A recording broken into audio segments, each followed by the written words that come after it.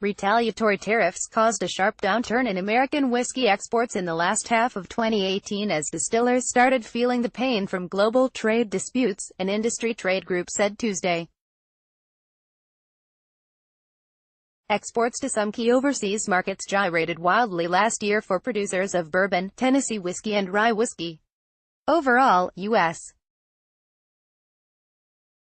spirits exports in 2018 stayed on another record-setting trajectory, due in part to surging whiskey sales in the months leading up to the tariffs as larger distillers stockpiled supplies, the Distilled Spirits Council said. Other categories including vodka, brandy and rum also had strong overseas sales. But exports would have been much higher without the trade war, it said. For the first time, data can demonstrate the negative impact of retaliatory tariffs on what had been a booming export growth story, said Christine Locascio, the Council's senior vice president for international affairs. The tariffs are making it more difficult to be competitive in key markets, she added. The export figures confirmed fears among industry leaders that tariffs would depress overseas sales.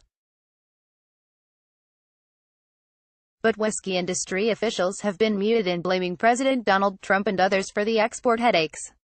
American whiskey exports to the European Union, the industry's biggest export market, fell by 8.7% from July through November of last year, compared to the same period in 2017, the group said in its annual report released in New York. In the first half of 2018, American whiskey exports to the EU surged by 33%, it said.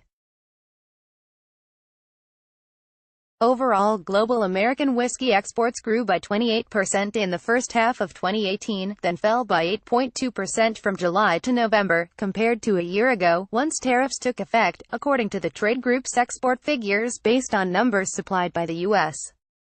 government. That suggests that the tariffs are starting to have a measurable impact on American whiskey exports, Locascio said.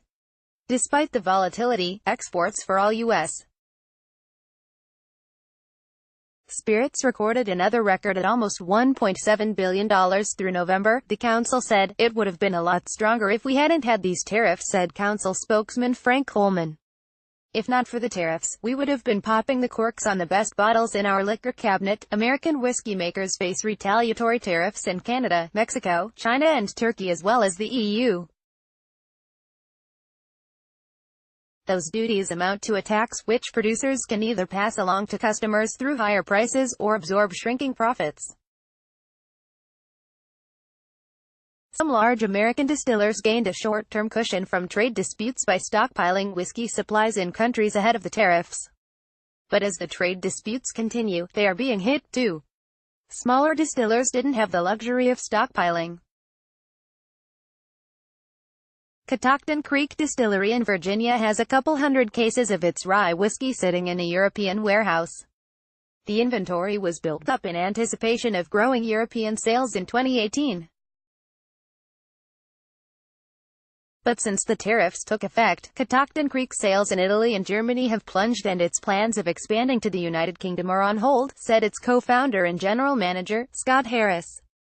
About 11% of its overall 2017 revenues came from Europe. The distillery hoped its European business would increase to 1/4 of total revenues in 2018, but that part just never materialized, Harris said in an interview. If we were able to get the tariffs removed, I think we'd be in good shape to really just take off, he said. For now, Catoctin Creek is absorbing the costs of tariffs for the scaled-back European sales it's able to make in hopes of maintaining relationships with distributors and staying competitive, Harris said. For European sales, it means we're losing money on every bottle, he said. Asked how long his distillery can afford to do that, he replied, I don't even want to think about it. We might do it for another half of year and see. Honestly, it's hard to be optimistic at this point. While exports were a glaring concern, domestic sales of distilled spirits were strong in 2018. The council reported another year of record spirits sales and volumes in the U.S., resulting in continued market share growth.